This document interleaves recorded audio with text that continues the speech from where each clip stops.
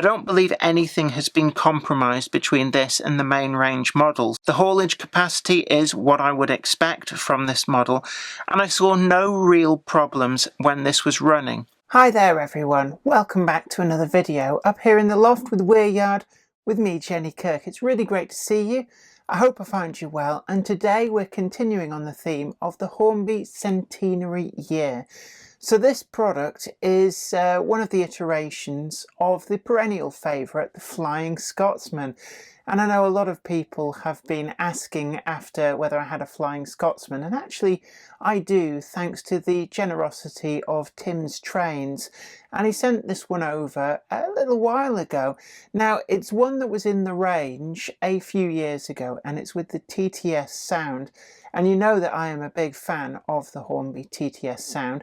Now I've had a look around, and unless you can find these new old stock, this very particular model you may struggle to find, but we do have some affiliate links down below for the most up-to-date versions that Hornby are currently selling in this centenary year, and there's a couple out there, so just to help you find those, we've got them down below. Now, as this particular version that I'm reviewing comes pre-fitted with the Hornby TTS sound chip, I'm not going to be doing a sound fitting guide per se, but I will be showing you where the decoder goes at the end, and in association with today's sponsor, Train-O-Matic, makers of DCC decoders and accessories that are designed by enthusiasts for enthusiasts, we recommend the use of one of their 8-pin wired decoders, and I'll be showing you, if you're going down that route, just how you get into this locomotive and how you fit that in there. So stay tuned for that towards the end of the video. But without further ado, I'm really glad for your company, and it's going to be great fun showing you this model from Hornby. So without further ado, come with me.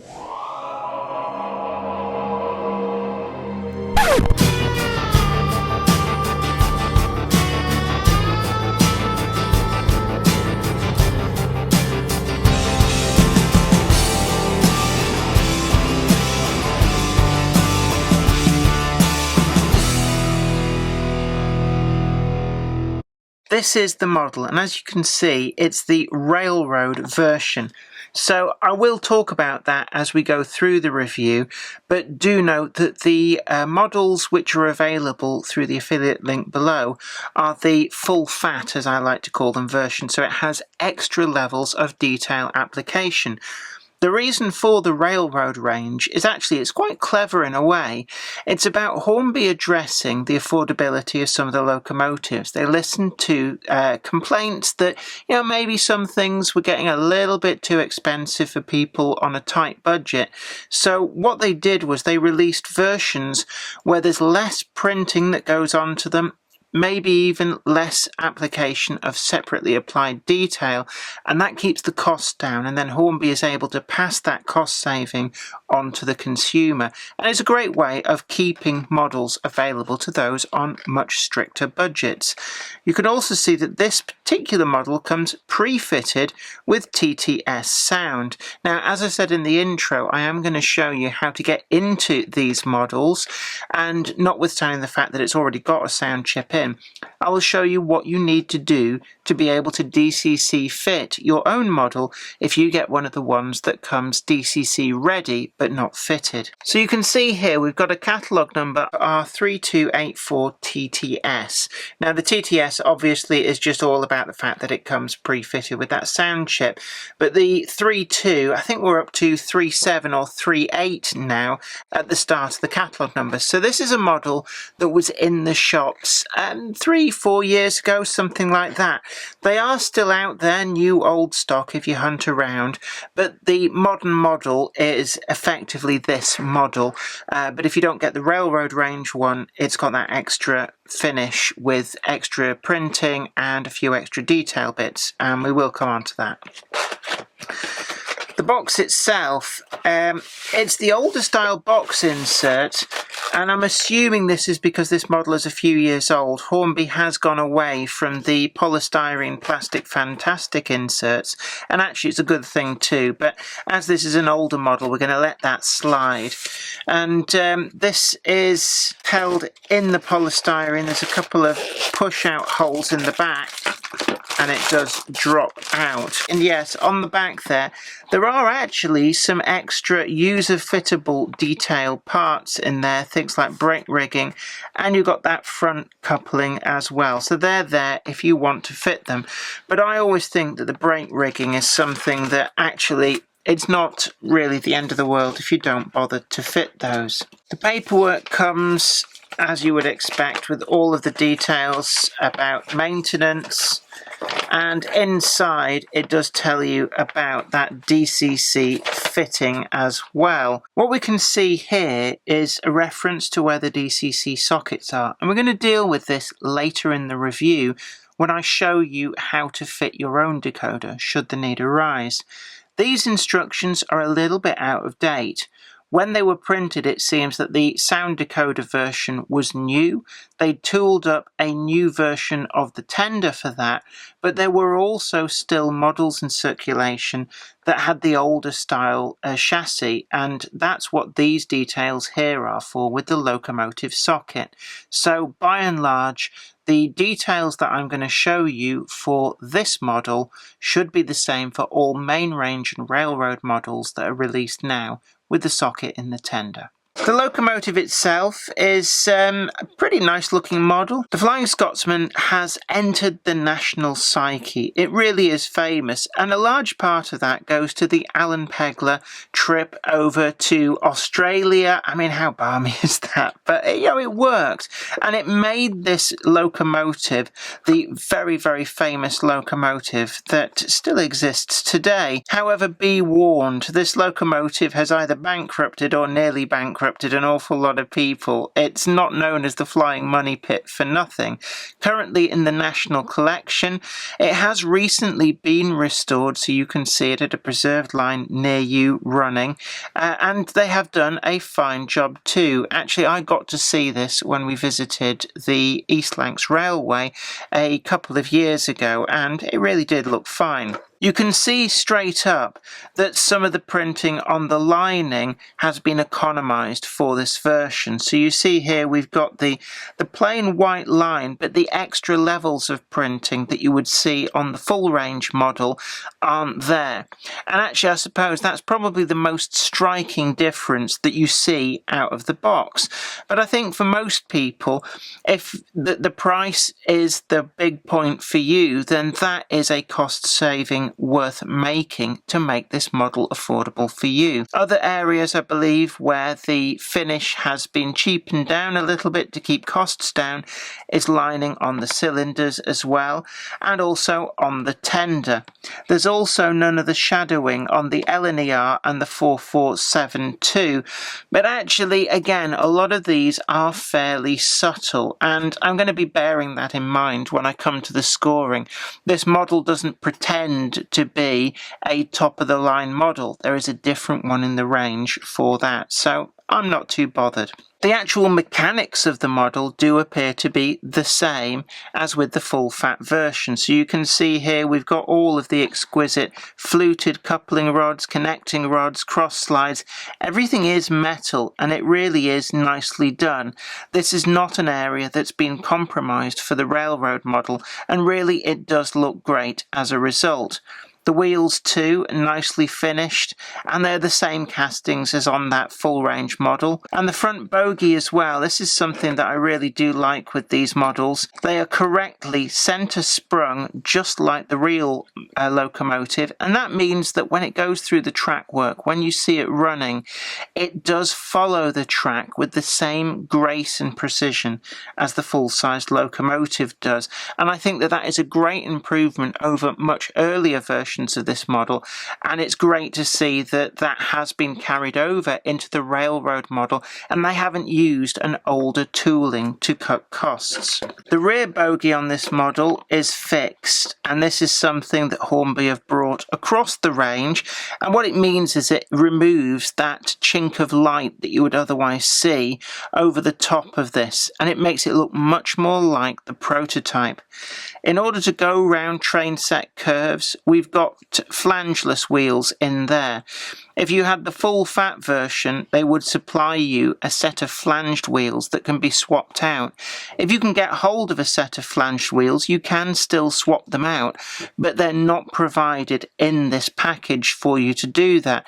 And as most people would only ever do that if they were putting this in a display cabinet or had very, very prototypically gentle curves on their layout, it's another economy that I think actually Hornby have rather skillfully made that doesn't really detract from the model.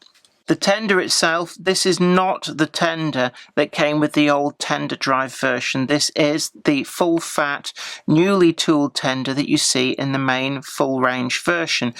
And as you can see here too, we've got the wires that go across and into the standard plug, and this is an area, I do keep going on about this, and I really do like that Hornby do things this way. That tender drawbar is screwed in at both ends, and that takes all of the pressure off this cable and stops it from accidentally being strained and pulling out. That is something that we've seen with older models, with models from other manufacturers, and it is very easy to damage these wires. So this is a great feature that is common to both the railroad and the main range versions. You can also see there's a second hole, and that means that if you want this to go around more gentle curves, you can closer couple the two, and it just removes some of that gap between locomotive and tender. Looking into the cab, this is another area where economies have been made. You can see it does have all that backhead detail, but it's not been tampo printed. Again, I've highlighted this on some of the other model reviews that I've done, that it really does look nice in the cab when all of this is tampo printed, but from a lot of viewing angles, the average person wouldn't really see it. So again, it's actually a very skillful economy to make to keep the price down, because I think for a lot of people it was superfluous detail when all they want is a locomotive looking pretty running on their layout. The tender as well, there's no extra printing on any of the detail on the front of the tender. Again, I think it's a skillful economy to make to keep the cost down because it doesn't massively detract. The coal load on this is a bit peculiar. It does look like it follows the contours of the front and back of the tender, and it's not the best that I've seen, but it's also not the worst. I think that this is all a one-piece moulding. Now, I can't tell you whether it's different with the main range version, and maybe they've got a different moulding that allows for multiple inserts so that you can take out the coal load. It may be that that is an economy that Hornby has gone down the route of, so that when they mass produce the railroad versions, it's another way of keeping the costs down. And as most people never actually remove the coal load, that is actually quite a clever way to do it. The rest of the detail that you expect with this class of locomotive is there with the corridor tender, and you can see the actual corridor through there represented in the moulding on the back of the tender. Looking to the back of the tender, the buffers aren't sprung, but we do get a slimline tension lock coupling, factory fitted, and they are in NEM pockets, so it is possible to change these if you so desire. As I showed you at the start of the review, there is also a spare coupling that comes in the extras package, and that plugs into the NEM pocket that is visible there on the front of the bogie. On the front of the locomotive as well, the buffers are also not sprung, and if this is an economy measure, again, I think it's quite skillfully done, because sprung buffers for most people really are something that they would never need in model form, and not having them for me doesn't especially detract from the model. The rest of the moulding is nicely done, and I believe that this railroad model shares the actual tooling of the locomotive with the main range model. We've got all of the detail going down underneath the boiler, and we've got the splashers picked out in this gold, and the nameplates as well are on there. Flying Scotsman, really, really nicely done. In terms of other fitted detail, it is actually all here. I guess the biggest detraction is that much simplification of the actual printing on the boiler bands, and also these vents in the roof. They appear to be solid mouldings rather than sliding backwards and forwards. But again, it's another feature that for me, it was never a deal clincher. It was nice to have it, but to actually remove it to cut back on the costs, I don't think really takes away much from this model. The running characteristics of this model are actually really, really good. I don't believe anything has been compromised between this and the main range models, so overall it is pretty good. The haulage capacity is what I would expect from this model, and I saw no real problems when this was running. The pre-factory fitted TTS sound was really good. It had all of the appropriate sounds, and I think it's a really good way of uniting the budget TTS range with the budget railroad range and producing a model that is eminently affordable for those on a strict budget or for younger modelers who maybe are looking for a relative to buy them a model for a birthday or Christmas present, and this keeps this very much on the radar of a relative to do that. To get into this model, you're going to need some jeweler's screwdrivers. This is a set that I always use, and it does the job. The model itself, it's so easy. With the socket in the tender, you don't have to bother at all with the locomotive. First thing, flathead screwdriver, carefully insert between the rear coupling NEM pocket and the chassis. I normally put my thumb on, pull the screwdriver up, and you can slide very carefully the coupling out of the NEM pocket without damaging it. That will expose this screw hole here. Change of screwdriver to a small crosshead, and then just going down there, down at the bottom you'll feel the screw, and then just very gently loosen it off, and you'll feel it give and then spin freely.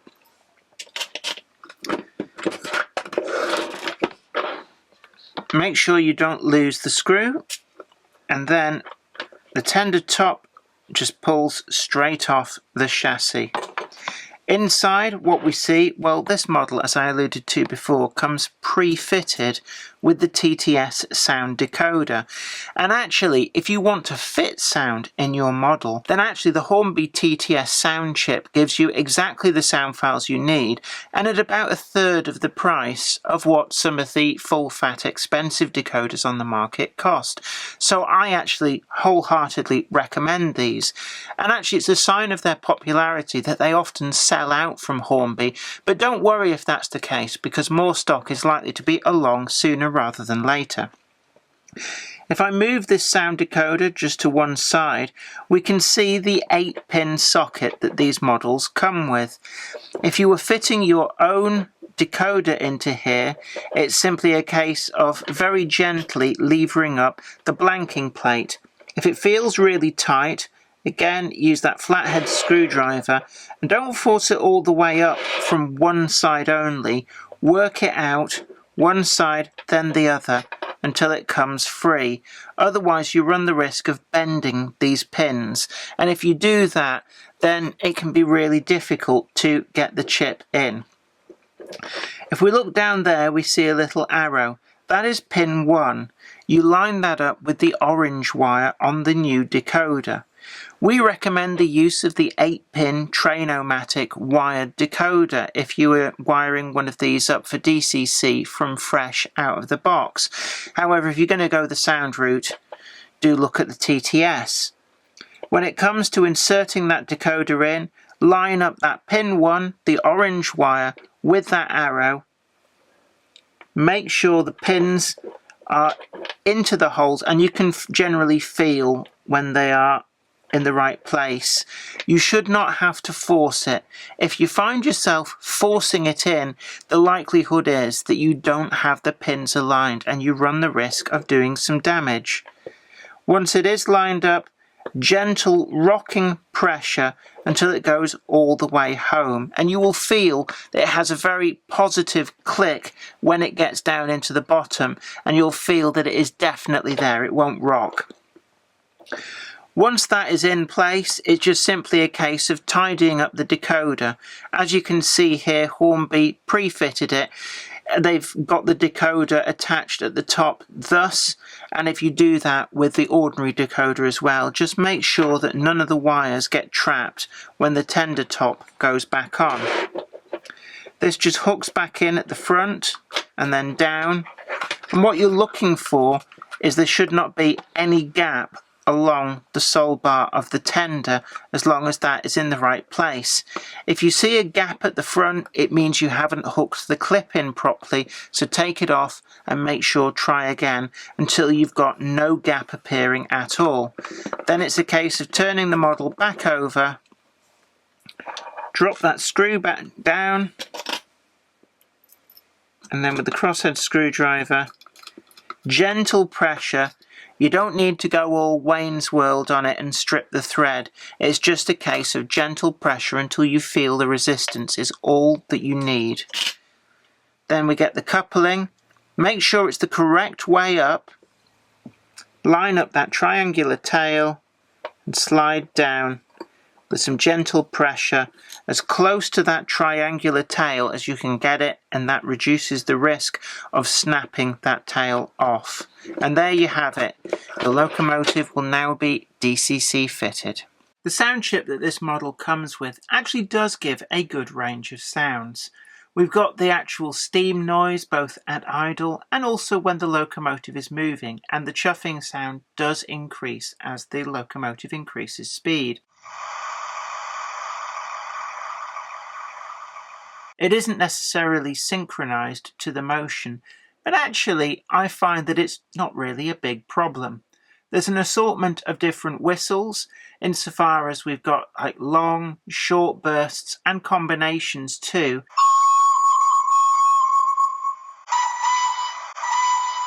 And then an assortment of other sounds as well, such as shoveling coal and the injector noises.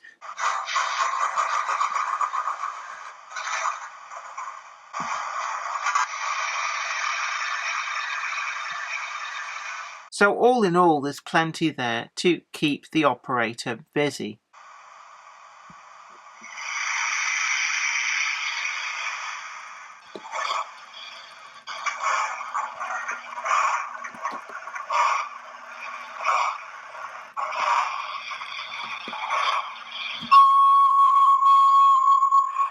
The locomotive does come with a little pamphlet that details all of the function numbers that these sounds can be found on.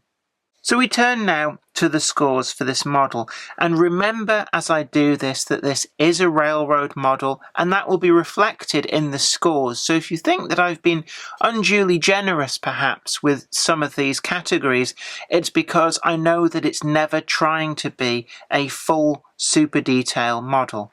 So first up is finish, and actually the shade of green used is nicely done. It's got this kind of satiny finish to it, which I think works really well. The lining is simplified, but that's how it's meant to be on this model to keep the costs down. I did feel that the white that they've used seems a little bit too bright, and it's an area where they could have perhaps countered not applying the extra black bands by maybe using a slightly darker shade of white just to fool the eye into thinking that they might actually be there. The lack of shading behind the letters actually doesn't detract too much, and I'm not too bothered about the lack of printing detail in the cab. It's not an area that the kind of person for whom this model is in their price range is not really going to be too bothered about that absence if it keeps this model affordable. So overall, I'm going to give this a 7.8 out of 10. Next up is functionality, and actually this model did everything that was needed of it. I found that it ran really smoothly, and helped by this really great design of front bogie where no compromise has been made to cheapen the model, I felt that it really did look the part through point work, far more so actually than the main range version of several years before did at what was actually a more expensive real terms price. Running was just reliable. The train load that it would take, I felt, was prototypically accurate. So really there wasn't a lot to detract from with this model in terms of that functionality, and I'm going to give this a 9.6. Ease of use for the DCC fitting. Notwithstanding the fact that this has come pre-fitted from the factory with the TTS sound chip, I actually found this a very easy model to get into. There's just one screw to undo, and that tender top came off really easily. The design of this model for the railroad range with this one-piece tender moulding actually means that there is a huge amount of space in there, so you could really go to town with stay-alives, sound chips, the works, and actually you wouldn't have any difficulty putting them in at all. So for ease of use, I'm going to give this a 10 out of 10. For aesthetics, I think this model really does capture the look of Flying Scotsman really well. The actual locomotive part itself, I really struggle to find anything that I feel is a detraction or indeed an economy too far. Maybe just those boiler bands, but we've already mentioned those, and certainly I think a different shade of white would really work wonders to improve that no end. When it comes to the tender though, I felt that this one-piece tender top could have been done slightly differently. The look of this coal load is just, there's something about it, for me, wasn't quite right. And if they were going to go down this line of this one-piece tender top moulding to reduce costs, they could have changed the shape of this just to kind of capture a little bit more realism. As it is, it just doesn't look to me quite like a real pile of coal. So for aesthetics, I'm going to give this an 8 out of 10. The final scoring area we have is value for money, and I actually really like the fact that Hornby has taken on a lot of comments that people have made about cost of models and actually made steps to do a slightly more affordable range where you don't have the detail, but they pass that cost saving on. It's not something I've particularly seen from any other manufacturer, and it's one of the areas I think that Hornby should be applauded for trying out this method of releasing models. It doesn't detract from those who want a full-fat, all-singing, all-dancing model. They are still available if you're willing to pay that premium. But this model certainly, I think, fills the niche that it is intended for, and in doing so does offer some great value for money. So I'm going to give this a 9 out of 10. Added all together, that gives us a grand total of 44.4 out of 50, which is a very healthy score. This might not be your cup of tea, but there's also main range versions for you if that's the route you want to go. It's aimed fairly and squarely at a market that is very price conscious, and I think that it actually does hit the mark really well. Can I recommend this model? Yes, I certainly can. Well, I hope that video was really informative to you, and I really enjoyed showing you over this really quite fine model. Now, I know a lot of people really do hold the Flying Scotsman in great esteem, and I suppose it's got that pioneering can-do spirit, being the locomotive that went on that world tour. Now, only the Brits could do something as wacky as that, could we not? But of course, it has cemented the Flying Scotsman in the psyche of the nation, and indeed an awful lot of other countries around the world are very familiar with this model as a result. Don't forget as well that you can check out what the current offerings from Hornby are, the affiliate links down below, and pick up one of those for yourself if that's something that really interests you. And also don't forget that if you're looking for DCC decoders and you enjoyed that little guide that I put in there just to show you how to get into this model and where the DCC decoder goes, we recommend the 8-pin wired decoder from Train-O-Matic, and we've got some links down below as well to help you find those from a UK stockist. But until next time, don't forget to like, share and subscribe. And this is me, Jenny Kirk, saying you take really great care of yourself, and I'll catch you next time. Bye for now. Today's video is sponsored by Train-O-Matic, makers of DCC decoders designed to be fully compatible with every manufacturer's locomotive. Visit train-o-matic.com to browse the full range and see what they've got suitable for you. I'd like to send out a huge thanks to everybody who supports me on Patreon, and an extra special huge thanks goes out to Anthony Kidson, Michael Churchwood, Anthony Hunt, William Wade, Wayne Johns, Offshore Allen, oorail.co.uk, Tepic, Michael Lockie, Helen Sink, Peter Bolton, Brian Smith, Brian and Dorothy Mudd, Gary Lewis, David Quinn, Trish Bitts, Sparky 107, and George Botterini. Thank you. Without you guys, I couldn't do this.